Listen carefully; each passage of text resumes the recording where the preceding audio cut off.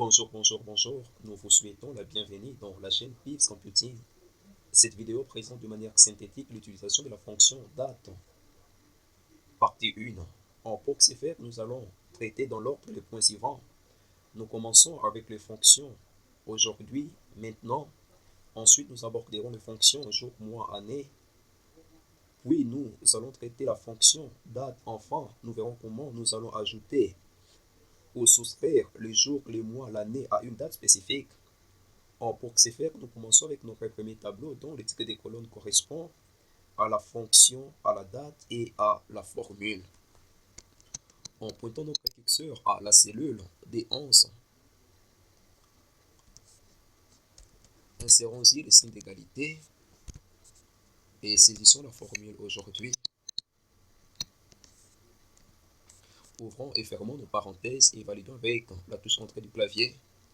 En conséquence, Excel nous affiche la date du jour. Pointons notre curseur à la cellule D12, insérons-y le signe d'égalité et saisissons la formule maintenant. Nous constatons qu'en dehors de la date du jour qui est le 6/5e mois 2022, Excel nous ajoute l'heure actuelle, c'est-à-dire il fait 1h15. En pointant notre curseur à la cellule D13, cherchons maintenant à générer les jours en considérant notre date qui correspond au 17/11e mois 2021. Insérons le signe d'égalité à la cellule E13. Tapons la formule jour. Sélectionnons notre date et validons avec la touche entrée du clavier. Excel nous fait savoir qu'il s'agit du 17e jour du mois de novembre en ce qui concerne l'année 2021. À présent, cherchons à extraire les mois de cette date. Insérons le signe d'égalité à la cellule 214. Saisissons la formule mois. Encollons notre date.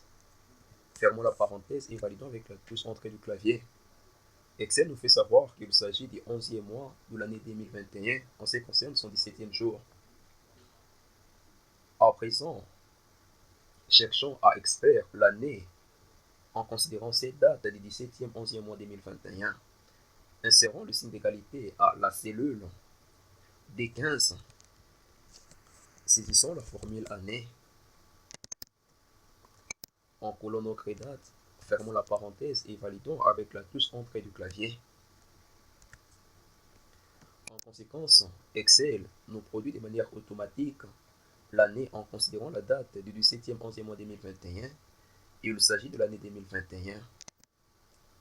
À présent, utilisons la fonction date pour voir comment est-ce que nous pouvons générer ces dates en considérant les années, l'année plutôt 2021, les mois et les 17e jours que nous venons de générer de manière automatique. Pour ce faire, nous insérons le signe d'égalité à la cellule D16. Saisissons la formule date. Nous constatons qu'avec la syntaxe de la fonction date, nous avons trois composantes. Premièrement, il y a l'année, suivie du mois et enfin du jour. Insérons notre année, saisissons point virgule, insérons le mois concerné et enfin insérons également le jour. Fermons la parenthèse et validons avec la touche entrée de notre clavier. Excel nous génère de manière automatique la date concernée en considérant les trois composantes de la date, c'est-à-dire l'année 2021, les 11e mois et les 17e jours. Et il nous fait savoir qu'il s'agit de manière automatique du 17e jour du mois de novembre en rapport avec l'année 2021. En poursuivant avec notre deuxième illustration, ici il est question d'ajouter ou de soustraire les jours à une date spécifique. Par exemple, nous avons besoin d'ajouter 5 jours à la date du 26e jour du mois de mars de l'année 2022. Pour ce faire, nous pointons notre curseur à la cellule C20. Insérons-y les signes d'égalité en collant la référence de notre date à la cellule C20. Insérons les symboles d'addition, collons la référence de la valeur 5 et validons avec la touche entrée du clavier. En ajoutant 5 jours, Excel nous fait savoir que la date correspondante est le 31 mars 2022. Dans le cas où nous avons besoin de suspects 5 jours, nous insérons le signe d'égalité à la cellule C21. Nous collons la référence de notre date. Nous soustrayons le nombre de jours concernés, c'est-à-dire 5, et nous validons avec la touche entrée du clavier. En soustrayant 5 jours, Excel nous indique la date correspondante est le 21 mars 2022. À présent, ajoutons ou soustrayons les mois à une date spécifique. Ne perdons pas de vue que nous retenons notre date du 26 mars 2022 et nous pointons notre curseur à la cellule C25. Nous y insérons le signe d'égalité et la fonction que nous utilisons, c'est la fonction mois décalé. Les composantes plutôt de la syntaxe de la fonction mois décalé sont la date départ ainsi que les mois.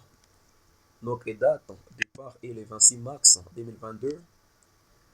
Nous y collons la référence et nous saisissons point virgule. Le nombre de mois concernés, c'est 10. Et nous insérons 10 dans l'hypothèse où nous ajoutons le nombre de mois qui correspond à 10. Fermons la parenthèse et validons avec la touche entrée du clavier. Excel nous fournit les résultats sous format standard et nous devons le convertir en format date. En ajoutant 10 jours, nous constatons que la date correspond, 10 mois plus tôt, nous constatons que la date correspondante est le 26 janvier 2023. À présent, soustrayons 10 mois en considérant notre date du 26 mars 2022, en pointant notre curseur à la cellule C26, insérons-y le signe d'égalité. Saisissons la fonction mois décalé.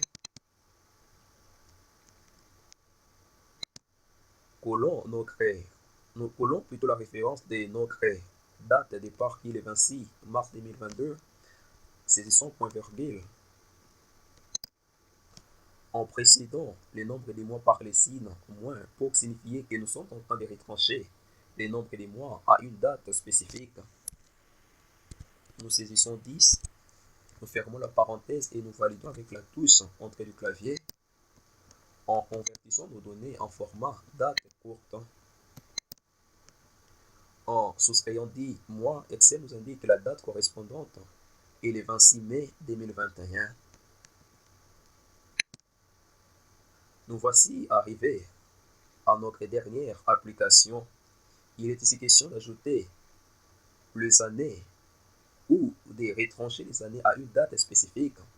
Ne perdons pas de vue que notre date de départ est le 26 mars 2022 et nous devons soit ajouter 10 ans, soit retrancher 10 ans.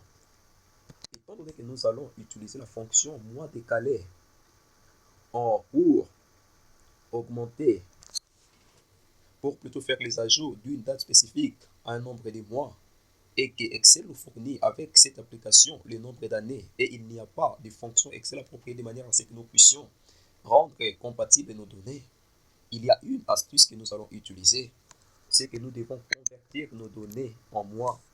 Étant donné que nous avons 10 années, nous allons multiplier 10 par 12 parce qu'avec une année nous avons 12 mois. En conséquence, avec 10 ans, l'équivalent en termes de mois est 120 mois. En pointant notre curseur à la cellule C29, insérons-y les signes d'égalité. Saisissons la fonction mois décalé.